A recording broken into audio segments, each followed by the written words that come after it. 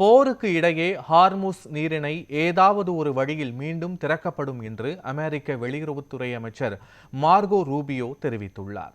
ஊடகம் ஒன்றுக்கு நேர்காணலில் அளித்துள்ள அவர், போரை முடிவுக்கு கொண்டு வருவது தொடர்பாக அமெரிக்கா ஈரான் இடையே நேரடி பேச்சுவார்த்தைகள் நடைபெற்று வருவதாக கூறியுள்ளார். ஈரானுக்கு எதிராக இஸ்ரேல் மற்றும் அமெரிக்கா இணைந்து நடத்தி வரும் போருக்கு இடையேயும் ஹார்முஸ் நீரிணை ஏதாவது ஒரு வழியில் மீண்டும் திறக்கப்படும் என்றும் மார்கோ ரூபியோ குறிப்பிட்டுள்ளார். பேச்சுவார்த்தைகள் மூலம் முடிவுகள் ஏற்படுவதையே அதிபர் ட்ரம்ப் விரும்புவதாகவும் அவர் தெரிவித்துள்ளார்.